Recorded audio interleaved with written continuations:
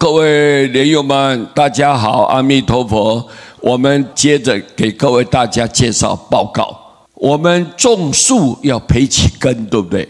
树啊要茂盛，树能够活得很漂亮，活得很有生命力。你要培养它的根，根部如果很健康，那长出来的树就漂亮，各位对不对？啊，这是必然，我们大家都知道，这是一般的常识，大家都懂。种德培其心，你要不要福德呢？要不要福报？如果福报大，福报很深，福报很广，你看做什么事情都顺利，你身体健康，家庭和乐，印途开通，做任何事情都成功。各位，这就你福报嘛。德呢？德在哪里？人家尊敬你，看到你就恭敬，很欢喜的要靠近你。你讲的话，大家都能够采纳。为什么？这德啊！你的德让人家降服，大家都敬佩你，都愿意靠近你。所以各位，种德要培其心啊！原来从心啊，你的心念啊，要端正，要慈悲，要善良，要懂得去尊重，要懂得修养。各位，这个叫做种德要培其心。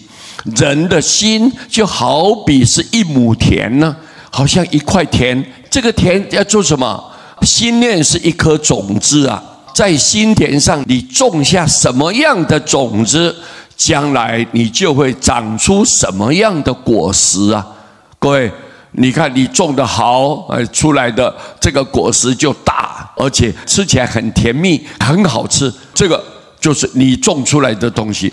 你的心念如果好，外面的环境就自然好，身体健康，贵人明显，所求的都能随心满愿。为什么？你的心念好。心里头你种的这个种子是善的种子，以后善的果报自然就回到你身上来。各位，一切唯心造。很多人看起来你是在办事情，但是你的心从来没有考虑到别人。这种只为自己着想的人，自私自利的人，很奸贪奸佞，一毛都不拔。这种人，你想要得到福报，那不可能的。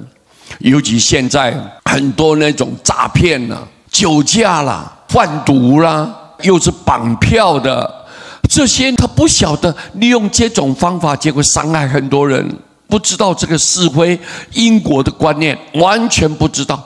他现在做了，可能意气用事，年轻嘛，他觉得无所谓。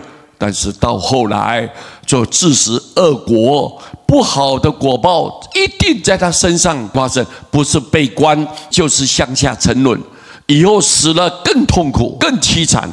各位，它是必然的后果，因为你的心念都是种下这种很坏的种子在里面。所以我们要知道哦，你要培养树要其根，种德要培其心。你的心是最重要的根源，好的心念就祝福大家的，你能够容纳别人的。如果说你的度量越宽大，你的胸襟也大，那么各位，你未来的道路就一片宽敞嘛，印途开通，这自然的感召。所以希望我们大家都明白这个道理，很重要，很重要啊！阿弥陀佛。